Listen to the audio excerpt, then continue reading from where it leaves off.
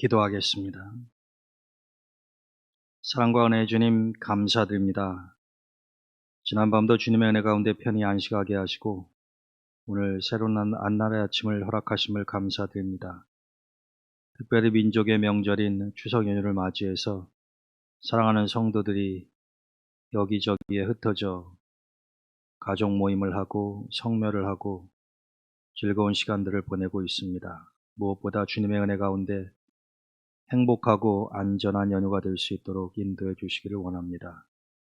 오늘도 하루의 일과를 시작하기 전에 하나님 말씀으로 새 아침의 문을 엽니다. 주시는 말씀을 통하여 귀한 은혜를 받게 하시고 하나님 말씀대로 살아갈 수 있도록 도와주시옵소서. 주님의 이름으로 감사하기도 드립니다. 아멘.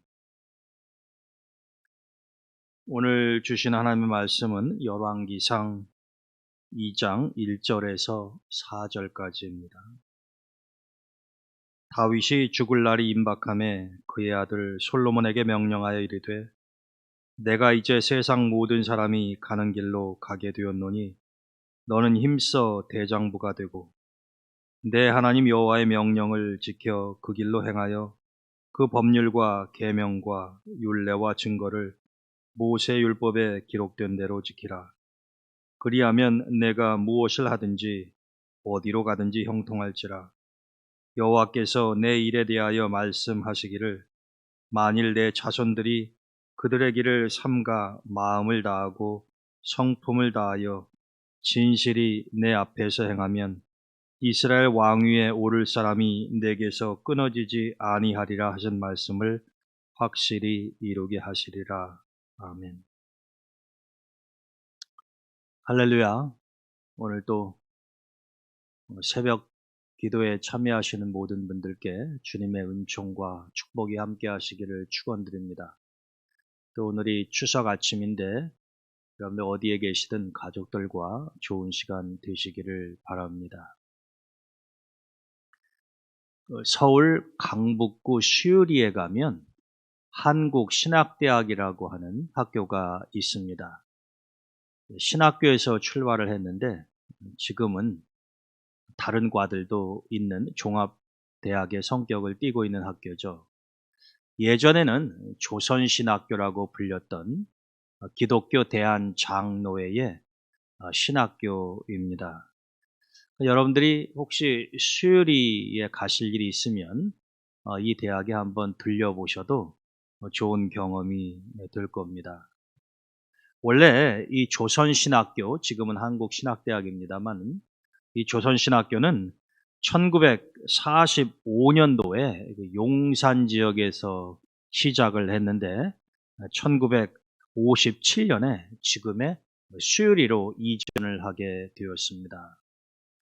그런데 이 대학교의 정문에 들어가는 곳에 보게 되면 두 개의 기둥이 세워져 있습니다. 사진 한번 보실까요? 네, 여러분들이 지금 사진에서 보시는 것처럼 저렇게 검은색으로 된 돌에 현판이 새겨져 있고 큰 기둥 두 개가 있고 그 밑에 이제 바닥에 돌이 깔려져 있습니다. 그리고 그 뒤에 건물이 있죠. 근데 지금 사진상으로는 보이시지 않겠습니다만은 저 두 개의 돌 기둥은 예전 용산의 조선신학교 당시에 있던 돌을 수유리로 캠퍼스를 이전하면서 갖다 세운 겁니다.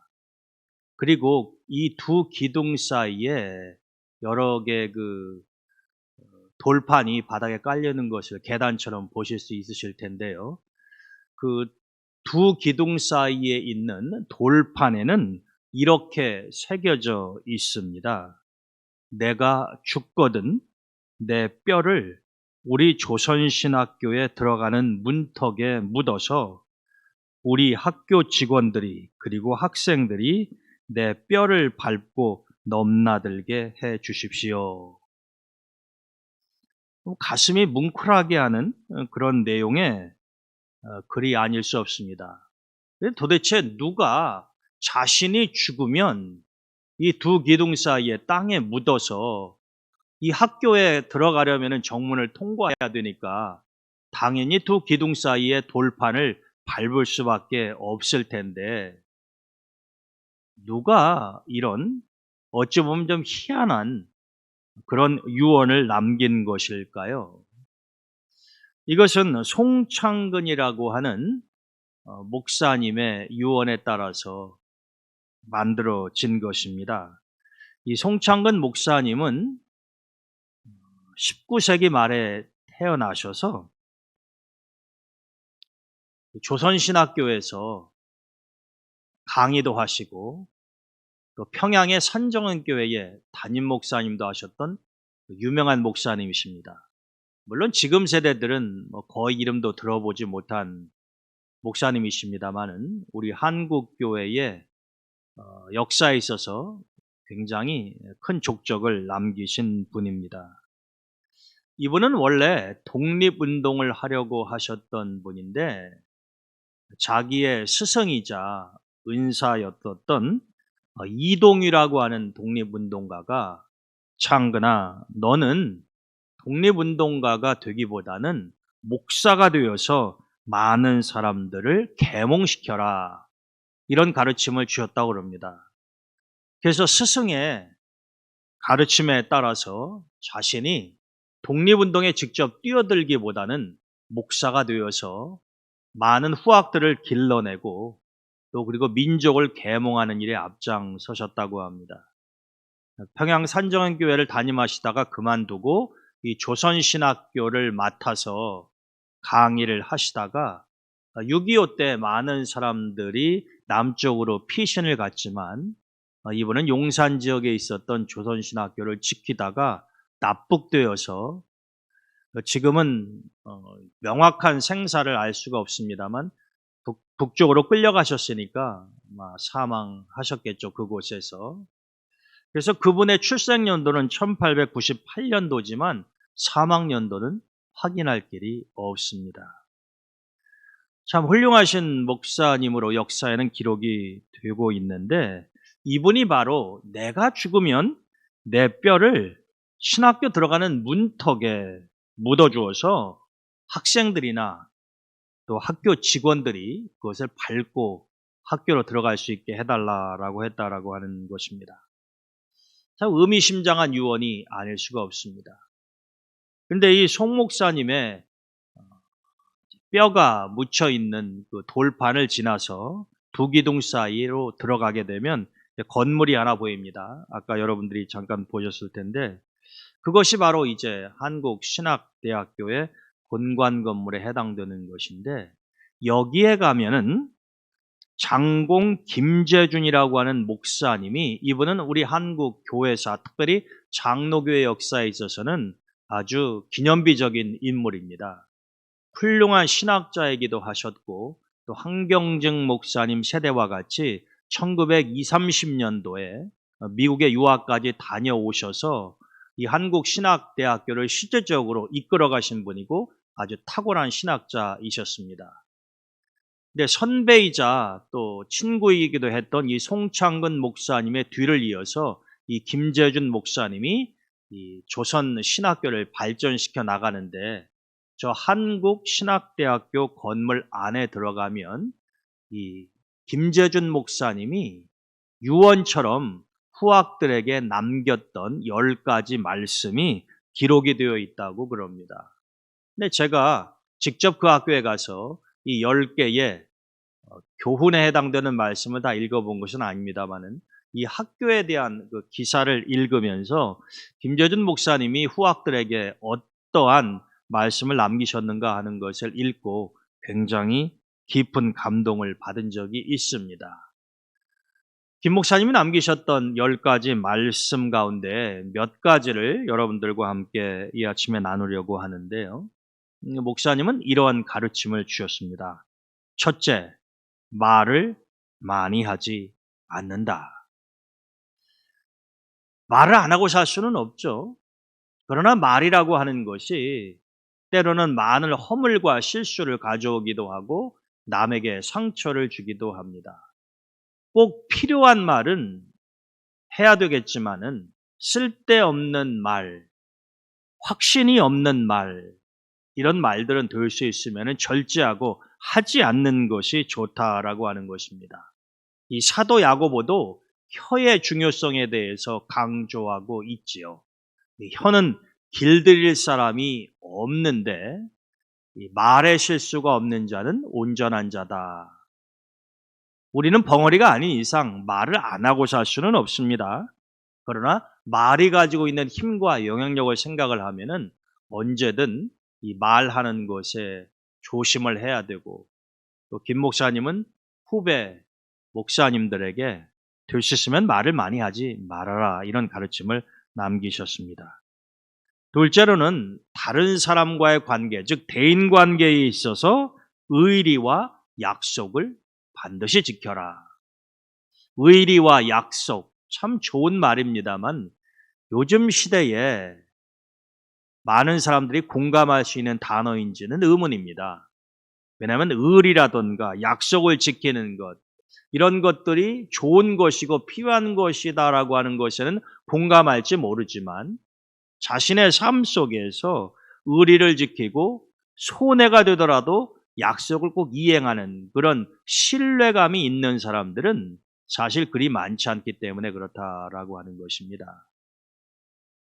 의리와 약속이 참 좋은 것이다라고 공감하는 것과 내가 직접 내 삶 속에서 의리를 지키고 약속을 지키며 살아간다라고 하는 것은 별개의 문제죠. 언행일치, 더 나아가서는 믿음과 행동이 일치하는 신행일치가 우리에게 필요한데, 우리는 아는 것 따로 행동하는 것 따로일 수가 있다라고 하는 거죠. 그런 면에서 이 김재준 목사님은 아주 후학들에게 좋은 필요한 말씀을 남기셨습니다. 세 번째로는 버린 물건과 버려진 인간에게서 쓸모를 찾는다. 참 의미심장한 이야기라는 생각이 듭니다. 버린 물건, 관심이 없다라고 하는 거죠. 물건만 버려지는 것이 아니라 때로는 사람도 버려지죠. 누구도 관심을 두지 않는다라고 하는 겁니다. 마치 예수님 당시에 과부나 창기나 병든 사람이나 이렇게 그 사회에서 쓸모가 없다고 버려진 것처럼 취급받은 대상들이 있죠. 근데 우리가 복음서에서 확인할 수 있는 예수님의 모습은 그렇게 버려진 사람들의, 누구도 관심과 사랑을 받지 못하는 사람들에게 다가가셨고 그들에게 하나님의 말씀을 전하셨고 또 그들을 치유하시고 새로운 삶의 소망을 주신 것을 볼 수가 있습니다. 물건만, 애완견만 버려지는 것이 아니라 때로는 사람도 버려질 수가 있죠. 우리가 살고 있는 이 사회도 마찬가지 아닙니까? 많은 사람들의 사랑과 관심을 받지 못하고 소외된 계층이 있을 수 있다라고 하는 것이죠. 그런데 김 목사님은 그런 버린 물건과 버려진 인간에게서 쓸모를 찾는다. 말처럼 쉬운 일은 아니죠. 버려진 사람들에게, 소외된 사람들에게 끊임없는 관심을 갖고 그들이 다시 살아갈 수 있는 소망을 나누는 삶을 의미하는 것일 겁니다. 그 다음에 네 번째로는 그리스도의 교훈을 기준으로 예와 아니오를 분명하게 말한다. 그리고 그 다음은 하나님께 맡긴다. 성경에 보면 예는 예요, 아니면 아니오라고 이야기하라는 말씀이 있습니다. 두리뭉실, 희미하게, 애매모호하게 말하지 말라라고 하는 거죠. 사람이 말을 그렇게 하게 되면 행동도 삶도 그렇게 애매모호하게 됩니다. 그러나 예수 그리스도의 말씀대로 살아가는 사람들은 설사 자기에게 때로는 해가 된다고 할지라도 아닌 것은 아닌 것, 아니오는 아니오, 예는 예라고 말할 수 있어야 된다라고 하는 것이죠. 우리가 성경에 보면 많은 신앙의 인물들이 그렇게 살지 않았습니까? 만약에 세례 요한이 불의와 타협을 하고 왕의 그런 악의를 지적하지 않았다고 한다면 자신의 목이 잘려서 쟁반 위에 담겨지는 일은 없었을 것입니다. 그러나 아무리 왕이라고 하더라도 그것이 하나님의 말씀에 어긋난 것이면 아니라고 분명히 말할 수 있는 사람, 말해야만 하는 사람, 그가 바로 세례 요한이었다라고 하는 것이죠. 우리는 때로 예와 아니오를 분명하게 구별해서 말하고 행동하지 않는 경우가 많습니다. 그것이 나에게 손해가 될 때 우리는 재빠르게 계산을 하죠. 손익분기점을 계산해 봅니다. 그래서 나에게 이익이 되면 아닌 것도 예스라고 말하고 분명히 예인 것도 아닌 것이라고 둔갑시켜서 이율배반적으로 행동을 하는 때가 있다라고 하는 거죠. 김재준 목사님은 그렇게 하지 말라, 그렇게 살지 말라고 말씀을 하신 것입니다. 그 다음에 6번째로는 시작한 일은 중단하지 않는다. 많은 경우에 어떤 일을 시작하다 보면 또 그 일을 계속하다 보면 어려움이 생기지 않습니까? 포기하고 싶은 생각이 든다라고 하는 거죠. 그런데 그때 그만두고 싶은 생각이 들 때 조금만 더 힘을 내서 끝까지 완주해 보면 결국에는 아름다운 결과를 맺게 된다라고 하는 것입니다. 제가 시간상 10가지를 다 말씀드리지는 못합니다만은 김 목사님이 그 신학교 건물에다가 이 10가지 가르침을 그렇게 걸어 놓으셨다라고 하는 것은 오고 가는 사람들이 그거를 읽을 때마다 내가 어떻게 살아야 하는가라고 하는 것을 한번 생각해 보게 하는 그런 의미가, 그런 목적이 있다고 느껴집니다. 요즘은 사회에서도 또 교계에서도 존경받을 만한 분들이 많이 계시지 않아서 그것이 참 서글프기도 합니다. 여러분도 한번 생각해 보십시오. 여러분들이 정말로 존경하는 정치 지도자가 지금 있습니까? 예전 분들 말고요. 지금 말입니다. 또 지금 몇만 명씩 모이는 대형 교회도 있고 흔히 이야기하는 대형 교회들도 많이 있습니다만은 교회가 크다고 해서 그 목사님이 존경받거나 존경할 만한 분이라고 하는 것은 아니죠. 그런 등식은 성립되지 않습니다. 근데 여러분들은 진정으로 어느 교회 목사님이 되셨던 존경할 만한 분을 알고 계십니까? 그런 분들이 좀 많이 있어야 되죠. 예전에 한경직 목사님이라던가 김수환, 추기경 같으신 분들. 교파에 상관이 없습니다.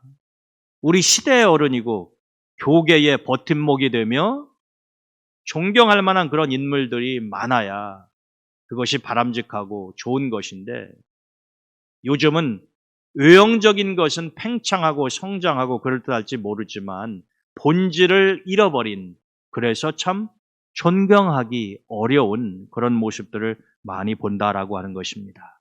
이런 송창근 목사님이나 김재준 목사님이 사셨던 시대 20년대에서 적어도 60년대 우리나라는 그야말로 빈곤과 억압과 식민의 시대를 지내오지 않았습니까? 근데 그렇게 힘들고 버겁게 살아가시면서도 그 시대 사람들에게 예수를 믿는다고 하는 것이 무슨 의미이며 어떻게 하나님을 믿는 것이 올바로 믿는 것이며 또 하나님을 믿는다고 한다면 우리가 어떻게 살아가야 하는 것인가라고 하는 것을 자신의 뼈가루를 많은 사람들이 밟고 지나가더라도 우리가 어떻게 신학을 공부하며 주님을 따르며 하나님을 믿는 성도로서 올바로 살아가야 하는가라고 하는 것을 온 몸과 마음으로 가르치려 했던 분들, 그런 어르신들이, 영적인 선배들이 계셨기 때문에 그나마 한국교회의 오늘이 존재하지 않는가라고 하는 생각을 해보게 됩니다. 오늘 하나님이 우리에게 주신 열왕기상 본문의 말씀을 보면은요, 다윗이 죽기 전에 아들 솔로몬을 불러서 남긴 유언입니다. 조금 전에 제가 송창근 목사님의 유언, 그리고 김재준 목사님의 유언과도 같은 다음 세대를 위한 가르침에 대해서 말씀해드리지 않았습니까? 솔로몬도 죽기 전에 아들 다윗도 아들 솔로몬을 불러서 이런 유언을 남겼습니다. 오늘 본문에 이렇게 되어 있죠. 다윗이 죽을 날이 임박함에 아들 솔로몬을 불렀다라고 하는 겁니다. 다윗이 유언을 남기는 장면이죠. 그럼 다윗은 아들 솔로몬에게 무슨 유언을 남겼을까요? 그 내용이 열왕기상 2장 본문에 기록이 되어 있습니다. 몇 가지 우리가 다윗의 유언 내용을 살펴보면 가장 먼저 다윗은 아들 솔로몬이 하나님의 말씀대로 행하기를 부탁하고 있습니다. 3절에 그렇게 이야기하죠. 내 하나님 여호와의 명령을 지켜 그 길로 행하여 그 법률과 계명과 율례와 증거를 모세의 율법에 기록된 대로 지키라. 어떻게 됐을까요? 아버지가 남긴 이 유언을 솔로몬이 잘 지켰을까요? 두 번째는 요압이라고 하는 장군을 반드시 죽이라고 이야기합니다. 그리고 세 번째로는 길르앗의 바르실레의 아들들에게 은총을 베풀라고 이야기하고 네 번째로는 게라의 아들 시므이를 죽이라 이렇게 이야기를 합니다. 이런 것들이 다윗의 그 유언의 내용에 들어가 있는데 요압과 시므이라고 하는 사람, 요압은 예전에 아들 압살롬과 함께 압살롬이 반역을 일으킬 때 자기를 힘들게 했었던 인물 중에 하나이죠. 시므이는 다윗이 왕궁을 떠나 맨발로 쫓겨갈 때에 아들 압살롬의 반란으로 인해서 다윗을 저주했던 인물입니다. 그러니까 요압과 시므이는 사실 다윗과 그렇게 좋은 관계가 아니죠. 악연이라고 할까요? 근데 다윗이 자기가 왕위에 있을 때 얼마든지 요압과 시므이를 처리할 수 있었을 텐데 그렇게 하지를 않고 유언으로 남긴 것입니다. 솔로몬은 아버지의 명에 따라서 요압과 시므이를 처리하죠. 그리고 다윗이 피신 중에 있을 때에 이 바르실레라고 하는 사람이 다윗을 잘 공궤를 했습니다. 대접을 했다는 거죠. 이 바르실레라고 하는 사람은 정말로 다윗에게는 잊지 못할 은인입니다. 훗날 자기가 왕위에 다시 오를 수 있는 때가 왔을 때 이 다윗은 바르실레를 왕궁으로 데려가려고 그랬죠. 은혜를 입었으니까 그 은혜를 갚아야 되겠다라고 하는 생각을 했지만 바르실레는 끝내 다윗을 따라가지 않습니다. 아무런 사심이 없이 다윗을 도와주었다고 하는 것을 알 수 있는 훌륭한 인품의 소유자죠. 아마 다윗은 그것을 죽는 그 순간까지 잊지 못했던 것 같습니다. 그래서 아들 솔로몬에게 내가 죽어도 너는 바르실레의 아들들에게 내가 그의 아버지에게 입었었던 은혜, 즉 바르실레에게 입었던 은혜를 꼭 갚아달라고 이야기합니다. 이것도 잘 지켰습니다. 근데 문제는 다윗이 솔로몬에게 남겼던 첫 번째 유언의 내용이에요. 너는 앞으로 왕으로 이 백성들을 인도하고 통치하면서 무엇보다도 모세의 율법에 기록된 하나님의 말씀을 잘 지켜라. 그러면 하나님께서 내가 무엇을 하든지 어디로 가든지 형통하게 하실 것이며 우리 집안에서 이스라엘 왕위에 오르는 사람이 끊어지지 아니할 것이라고 약속하셨다. 이런 이야기를 해주었습니다. 여러분, 만일 다윗의 후손들이 하나님 말씀을 잘 지키면 그의 집안에서 이스라엘의 왕위가 끊어지지 않게 하시겠다고 하는 것은 사실 하나님이 다윗에게 하신 말씀이었습니다. 근데 이것을 지금 죽기 전에 아들 솔로몬에게 교육을 시키는 거죠. 다윗은 이것을 그 무엇보다도 중요하게 생각했습니다. 그래서 그의 유언 목록 1호에 들어가 있는 거죠. 첫 번째로 말하지 않습니까? 근데 우리는 훗날 솔로몬의 삶을 조명해 보면 아버지의 이 첫 번째 유언이 제대로 지켜지지 않았다고 하는 것을 알 수 있습니다. 제가 오늘 아침 설교의 제목을 유언의 무게라 이렇게 했는데요. 아버지가 마지막 남긴 말을 무게감 있게 중요하게 받아들이지 않았다라고 하는 것입니다. 여러분, 다윗이 되었든 송창거 목사님이 되든 누가 되었든 마지막 순간에 남기는 말은 그 말을 듣는 사람에게 있어서 죽는 사람의 입장에서는 정말로 하고 싶은 말일 거고, 그 말을 듣는 사람, 유언의 마지막 청취자에게는 죽어가는 그 사람이 무엇을 가장 소중하게 생각하고 원하는가라고 하는 것을 알 수 있는 기회 아닙니까? 그게 유언이잖아요. 유언은 또 많은 양의 유언을 남기는 사람도 있지만 그렇지 않은 경우가 대부분입니다. 정말로 중요한 것만, 정수, 엑기스만 뽑아서 대개 유언으로 남기는 경우가 많죠. 그거를 말로 하거나 아니면 글로 쓰거나 그 방식은 별로 중요하지 않습니다. 그런데 다윗은 죽으면서도 자기 아들 솔로몬이 모세율법에 기록된 하나님의 말씀대로 통치를 하고 그렇게 살기를 원했다라고 하는 것이죠. 그런데 우리가 알듯이 다윗의 이 유언은 제대로 지켜졌다고 보기가 어렵습니다. 솔로몬이 1000번제를 드릴 정도로, 그래서 하나님에게 듣는 마음과 지혜와 부귀영화를 은총으로 받았음에도 불구하고 그는 이스라엘 왕국의 우상숭배에 단초를 제공한 인물이었고, 외교를 강화한다는 명분하에 많은 이방 여인들을, 공주들을 아내로 맞이함으로 인해서 자신이 영적으로 미혹되는 길을 갔다라고 하는 겁니다. 그러니 어찌 모세율법에 기록된 대로 하나님 말씀을 잘 지킬 수가 있었겠습니까? 그래서 결국에는 솔로몬 사후에 나라는 갈라지고 맙니다. 그리고 북왕국 이스라엘과 남왕국 유다가 멸망의 길로 접어들게 되는 것이죠. 통일왕국에서 분열왕국으로, 그 분열왕국이 각자 시간이 흐르면서 북왕국 이스라엘과 남유다 왕국의 왕들을 보게 되면 솔로몬 이후에 하나님을 경외하고 제대로 섬겼던 왕들은 그리 많지 않았다라고 하는 것입니다. 첫 단추가 잘못 꿰어진 것인지도 모르죠.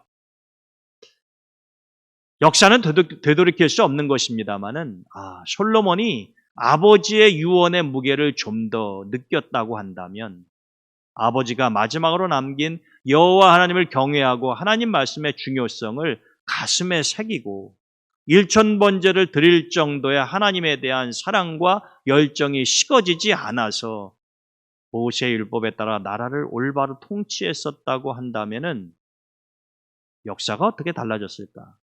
또 그의 개인의 삶, 그의 후손들의 삶은 어떻게 달라졌을까 하는 궁금증도 생깁니다.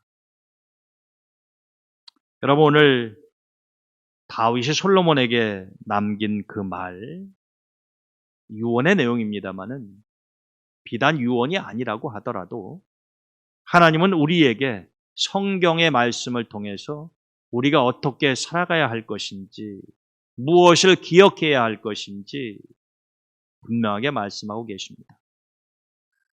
저는 사랑하는 성도 여러분들이 살아가시면서 이 하나님의 말씀의 무게를 좀 느끼시며 살아가시면 좋겠어요.